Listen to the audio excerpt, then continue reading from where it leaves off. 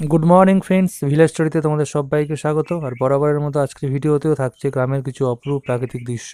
তো চলো ভিডিওটা শুরু করা যাক।